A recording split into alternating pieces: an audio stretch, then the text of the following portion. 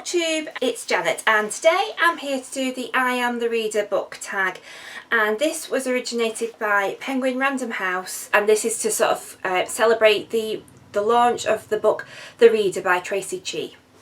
So there are 8 questions, so let's dive right in. So the first question is, what one word describes a reader? And to me, straight away I thought interesting.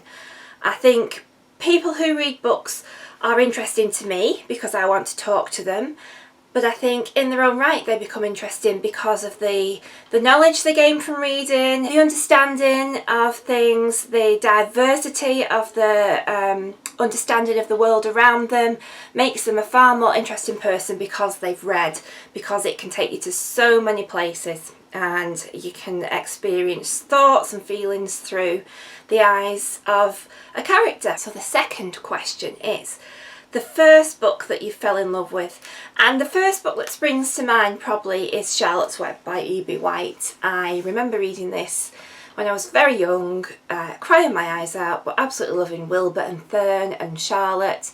And yeah, so that was probably the one that absolutely stole my heart, because even though I did read prolifically as a child and there were so many books that I loved, but I have to say that I don't know if Charlotte's Web scarred me for life, but it has stayed with me for life as a book that I just have the fondest, warmest, loveliest memories of that experience. Question 3 is hardback or paperback. I have to say paperback, although hardbacks are beautiful, I just find them a little bit cumbersome to read, and so it's paperbacks all the time just for the ease of reading them. They're lightweight, they're a lot more portable, it's a lot easier to read them in bed, so yeah, definitely paperback. Question 4, how has reading shaped your identity? I would probably say with that, reading has made me probably a more understanding person, because the books that you read can make you see things through another person's eyes. I think particularly when you're reading about maybe some real events or real cultures and you sort of see how that affects one of the characters, you can understand a little bit more of what it really means to be from that culture or country or race or gender. I think, and from that again, it's made me far more tolerant as a person. I feel like, you know, I'm much more at ease with my fellow man. It's made me, reading makes me a very curious person. The more I read, the more I want to read, the more I want to find out. And, you know, there's things I want to know, and sometimes one book can lead to something else, or it can make me do some reading around a subject matter.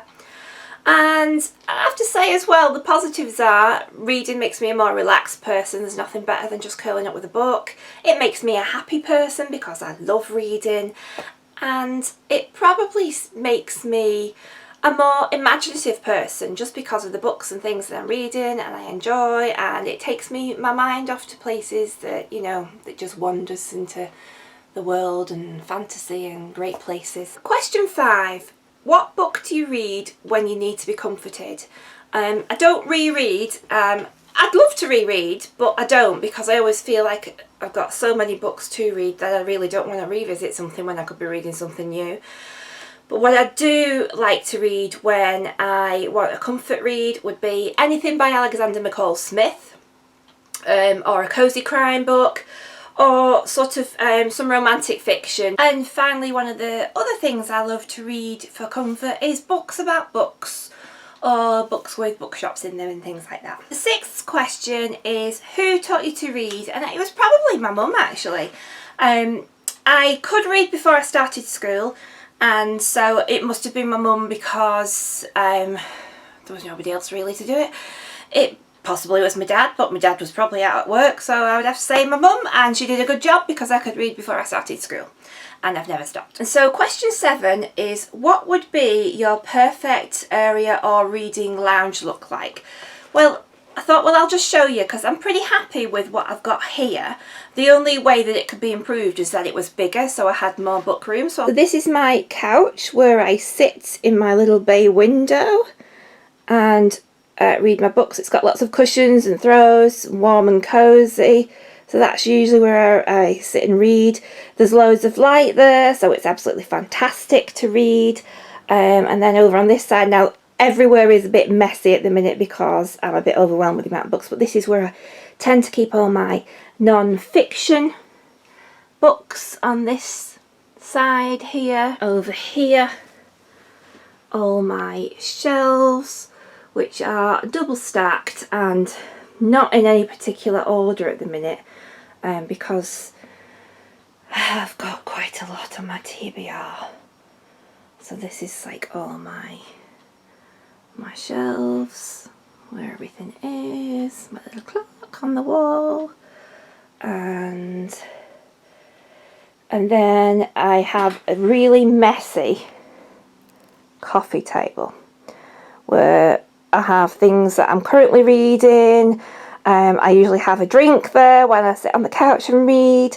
There's a CD there that my children bought for my mum, and so my little bit here is my computer area with my little booktube diary with things that I need to write and little messages, and then I've got my lovely little mirror. So this is a pretty perfect room for me. So the only thing I could say would be to have more of the same, really. So question 8 is a book that has changed the way you see the world, and there's a few of these really. Probably things like A Thousand Splendid Suns, because that's made me see Afghanistan, which was, you know, which has been on the news for so many years.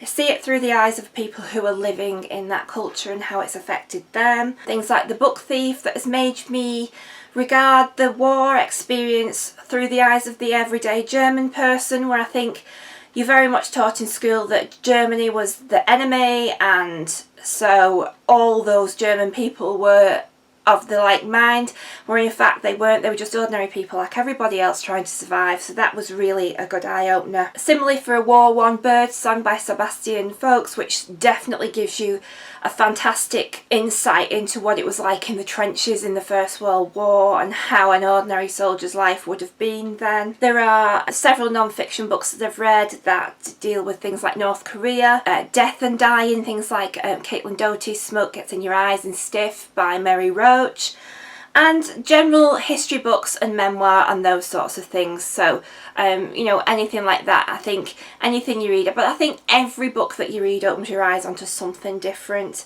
and changes your view of the world. So that's it for now, BookTube. Let me know if you've got any comments. Let's chat down below. I will see you all soon. Keep reading. Bye.